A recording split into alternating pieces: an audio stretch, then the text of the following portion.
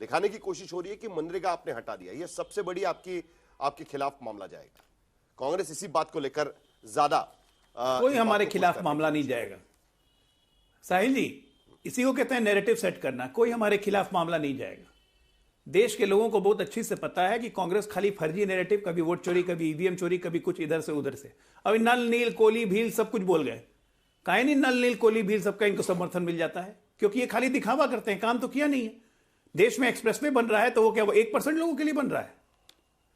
देश का industrial infrastructure बढ़ रहा है तो देश के 1% लोगों के लिए बढ़ रहा है। अजीब लॉजिक है भाई। देश में फूड सप्लाई बढ़ गई है, फूड चेन बढ़ गई है, लॉजिस्टिक्स बढ़ गई है, तो 1% लोगों के लिए बढ़ रहा है।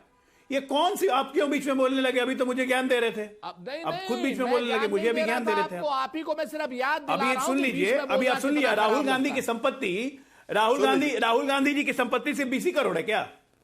ये भी मुझसे किसी ने कहा है, अभी कह दिया कि हम, मुझे किसी ने कहा कि अमित शाह के बेटे की संपत्ति 16,000 करोड़ बढ़ गई। अरे किसने कहा आपको? किसने कहा? किसने कहा? अगर आपको किसी ने कहा आपके पास है तो आप भी जाइए, कंप्लेन कीजिए।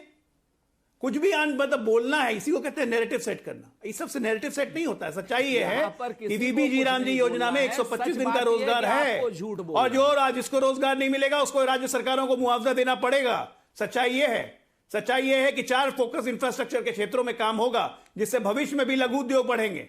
लेकिन इतनी समझ कहां है? समझ रहती तो थोड़ी ना 70 वर्ष लगते यहां तक पहुंचने में। हम तो 20-30 साल में ही पहुंच जाते ना। ठीक है, लेकिन पहुंचना नहीं था। देश को हमेशा गुलामी में रखना था, ब्रिटिश माइंडसेट में रहना था, कॉलोनियल माइंडसेट में रहना था, अपने आप पे भरोसा नहीं था, हिंदू ग्रोथ रेट का मजाक उड़ाना था। आज देखो क्या है हिंदू ग्रोथ रेट। ये होती है हिंदू ग्रोथ रेट, करने वाला हिंदू चाहिए। ठीक है, अनुराग भदौरिया, कुल मिलाकर भारतीय जनता पार्टी इस बात को लेकर, खास करके केंद्र सरकार इस बात को लेकर सबके सामने अपनी वाहवाही बटोरना चाहती है कि भाई देखिए, हमारे यहां पर जीडीपी बढ़ रही है, और वो भी तब जब पूरी दुनिया में युद्ध का माहौल था। पूरी दुनिया में इस बात को लेकर चिंता थी कि अमेरिकन टैरिफ क्या कमाल दिखाएंगे। अभी भी हमारा टैरिफ डील नहीं हो पाया है, लेकिन उसके बावजूद इकोनॉमी पर उसका असर नहीं पड़ता है। यही दिखाने की कोशिश कहीं ना कहीं केंद्र सरकार की तरफ से। क्या आपको लगता है कि मनरेगा या बाकी मुद्दे जो कांग्रेस पार्टी आज की स्थिति में उठाने की कोशिश कर रही है, जिसमें एसआईआर का भी मुद्दा है, क्या आपको लगता है यही सबसे बड़ा मुद्दा पूरे साल भर में इस देश में रहा? देखिए, सबसे पहले तो आने वाले नए साल की सभी को, हमारे साथियों को, पूरे देशवासियों को बहुत सारी शुभकामनाएं। जहां तक अजय आलोक अभी अच्छी अच्छी बातें बता रहे थे, काश इतना अच्छा अगर देश के अंदर होता तो नया साल और धूमधाम से मनाया जाता, सब कुछ अगर चंगा होता। अब सवाल यह है कि आज भी 80 करोड़ लोगों को 5 किलो चावल 5 किलो आटा की लाइन में लगा रखा है, लेकिन देश विकास के रास्ते पे चल पड़ा है। अच्छी बात है, 5 किलो चावल 5 किलो आटा में अगर अभी भी आप लोगों को जिंदा रखना चाहते हैं। उनके रोजगार की बात तो आपने की नहीं कभी, वो अपने पैरों पे कैसे खड़े हो तो आपने की नहीं। आंकड़े आप जरूर देते हैं, आंकड़ों से आप, आंकड़ों की कलाबाजी तो आप जरूर करते हैं, इसमें कोई दो राय नहीं। देश पे कर्ज कितना हो गया? 200 लाख करोड़ से ऊपर देश पे कर्ज हो गया ना। मतलब जिसको, जो इस देश के अंदर में नागरिक अगर 140 करोड़ की पॉपुलेशन मानी जाए तो प्रत्येक व्यक्ति पे 1,40,000 का कर्ज तो एवं ही है। आप तो 15 लाख हर एक के खाते में आने वाले थे, वो तो आए नहीं। आपने तो यही वादा किया था, लेकिन 1,40,000 का कर्ज जरूर हर व्यक्ति के माथे के ऊपर में चढ़ गया है। तो सवाल ये उठता है कि आप देश के राष्ट्र के हित में कहां बात करते हैं? आप भारतीय जनता पार्टी के हित में बात करते हैं। आप कोई भी स्कीम लेके आते हैं, उसमें आप सोचते हैं इसमें हित भारतीय जनता पार्टी का है, तो उसमें आप साधने की कोशिश करते हैं। मनरेगा का आपने नाम चेंज किया, हमने सोचा मनरेगा का आपने नाम चेंज किया तो जो आपकी आदत है नाम चेंज करने की, अगर आप नई स्कीम लेके आइए ना, नई स्कीम लेके आते, हम कहते वो 100 दिन का काम मिल रहा था, आप 250 दिन 300 दिन पे काम देते। वहां पे अगर आप रोजगार देने की बात कर रहे थे तो रोज 500 रुपए उनकी रोजगारी की बात करते, तो अच्छा लगता ना कि आप नई स्कीम लेके आए। मनरेगा की जगह भले आप नाम बदल के लाते, नई स्कीम लाते, नाम बदल देते, नाम में कुछ भी रख दो, हमें कोई दिक्कत नहीं है। वो तो रिफॉर्म स्कीम आई है ना अनुराग जी। सुनिए, सरकार का दावा तो वही है ना कि हमने स्कीम को रिफॉर्म कर दिया है। 100 की जगह पे 125 दिन, 60 दिन, जहां पर जब खेत में काम चल रहा होता है तब आप उस योजना को नहीं लागू कर सकते। तो जो समस्याएं यूपीए सरकार के समय उठाई गई थी उसी को एड्रेस किया गया है, रिफॉर्म किया गया है, उनका कहना है। तो नहीं, तो आपने बहुत जोर लगाया, इतनी ताकत लगाई कि 11 साल बाद आप 25 दिन ही बढ़ा पाए। अरे बढ़ा के 125 दिन ही तो आप कर पाए ना, आप 300 दिन कर देते, क्या दिक्कत थी? लोगों को रोजगार तो मिलता ना। मैंने आपने जोर लगाया, इतनी ताकत लगाई कि मात्र 25 दिन बढ़ा पाए। तो आपको बढ़ाना चाहिए था, तो 300 दिन लोगों को काम देना चाहिए था, जो आप नहीं दे पाए। सवाल यह है कि आप सिर्फ एसआईआर की जब आप बात करते, एसआईआर पे आप तो बार बार ये कहते हैं कि नहीं हम मतदाता शुद्धिकरण करना चाहते हैं। बिल्कुल होना चाहिए, हमें एसआईआर से कोई दिक्कत नहीं है। उसकी प्रक्रिया पे हमने सवाल उठाया है कि आपने समय बहुत कम रखा है। आपने बिहार में 2 महीने के अंदर में एसआईआर खत्म करने की बात कर रहे थे, उत्तर प्रदेश में अभी 1.5 साल का चुनाव है, आप 3 महीने में 4 महीने में प्रक्रिया खत्म करने की कोशिश कर रहे थे। क्यों भाई? भाई यहाँ के लोग बाहर रोजगार के लिए जाते हैं ना, उत्तर प्रदेश के बहुत से लोग बाहर रोजगार के लिए जाते हैं। अगर वो 6 महीने की छुट्टी पे आएंगे तभी तो अपना फॉर्म भरेंगे, अपना फॉर्म सबमिट कर पाएंगे। अगर 6-7 महीने अगर एसआईआर के लिए तो क्या दिक्कत थी? तो एसआईआर पे सवाल तो उठेगा ही ना। आप कोई भी ऐसी प्रक्रिया करते हैं, इसका जवाब उठता ही क्यों है? नहीं, आप ऐसा काम क्यों करते हैं? इसका जवाब राजीव रंजन जी भी देंगे। नहीं, एक बार सुनिए, 1 सेकंड सुनिए। आप ऐसी प्रक्रिया लाते क्यों जिसपे सवाल उठे? जैसे हमने आपको बोला कि एसआईआर में जिन बीएलओ की मौत हुई, हमने कहा उनको 1 करोड़ रुपए से आर्थिक मदद कीजिए, उनके परिवार को रोजगार दीजिए। हमने चुनाव आयोग से मांग की, सरकार से भी मांग की। हम क्या गलत मांग कर रहे हैं? हम हिंदुस्तानियों की तो मांग कर रहे हैं ना।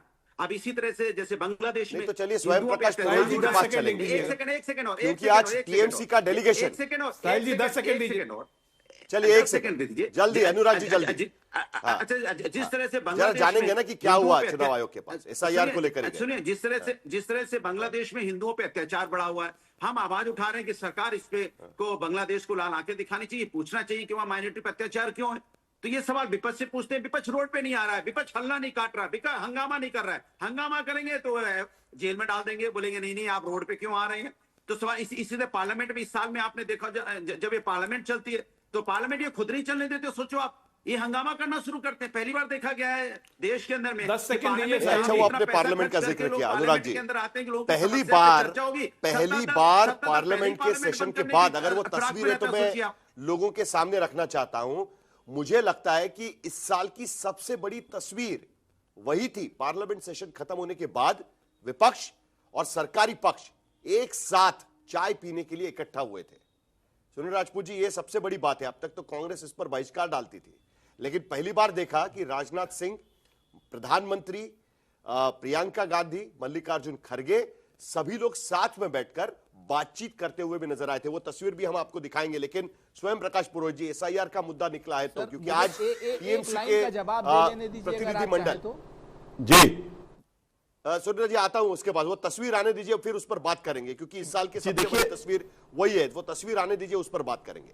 लेकिन स्वयं प्रकाश जी, टीएमसी का प्रतिनिधिमंडल आज जाके एसआईआर के मामले में चुनाव आयोग से मिलता है, और उसका जिक्र अनुराग भदौरिया भी कर रहे थे।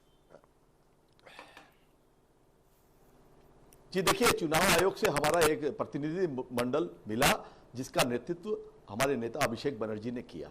पश्चिम बंगाल की तरफ से जो बीएलओज मरे हैं उनकी बात की गई। वहां पर यह बात की गई कि देखिए, चुनाव जब होता है तो जो BLA 2 होता है, जो बूथ लेवल एजेंट सभी पार्टियों का होता है, चाहे वो कांग्रेस पार्टी हो, टीएमसी हो, सीपीएम हो, सब पार्टी का एक प्रतिनिधि जब वोटिंग प्रक्रिया चलती है तो वो बूथ में रहता है। जब बीएलओज ने स्वयं प्रकाश जी, आपकी आवाज मेरे ख्याल से ठीक नहीं है, आपका कनेक्शन जरा आप ठीक करवा लीजिएगा। आपकी आवाज ठीक नहीं है, आपकी आवाज ठीक से पहुंच नहीं पा रही है। अगर आप मेरी आवाज सुन सकते हैं तो आपकी आवाज जरा ठीक कर लीजिएगा। मैं दोबारा आपके पास आता हूं, जरा दोबारा चेक करके कोई टेक्निकल डिफिकल्टी उसको लेकर लग रही है। राजीव रंजन जी, आपके पास जाना पड़ेगा, क्योंकि ये भी बात यहां पर निकली थी कि एक तरफ तो इकोनॉमी अच्छा कर रही है, सब कुछ ठीक चल रहा है, लेकिन दूसरी तरफ बिहार में चुनाव जीतने के लिए जीविका दीदियों को 10,000 रुपए तो देने पड़ते हैं, महाराष्ट्र में 1,500 रुपए बांटने पड़ते हैं, मध्य प्रदेश में 1,000 रुपए से 1,250 तक लेके जाना पड़ता है। तो कहीं ना कहीं वो स्कीम्स भी यहां पर चल रही है, इसी के बहाने चुनाव जीता जा सकता है। तो इकोनॉमी भले ही अच्छा करे, लेकिन डायरेक्ट ट्रांसफर से ही चुनाव जीते जा रहे हैं। यह भी सच्चाई पिछले साल में देखी गई थी और जो अंडरलाइन भी कर दी गई है। राजीव रंजन जी,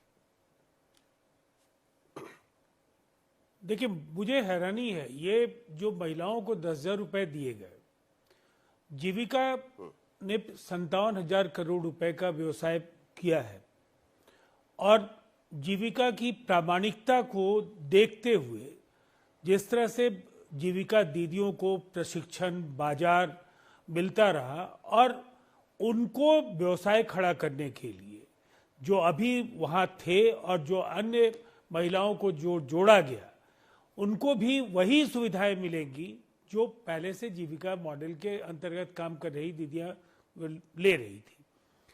और इसका लाभ दिखने लगा है ग्रामीण अर्थव्यवस्था में। छोटे छोटे उद्यम वहां शुरू हो गए हैं, कोई बकरी पालन कर रहा है, कोई सिलाई मशीनों के जरिए जीविका का उपार्जन कर रहा है।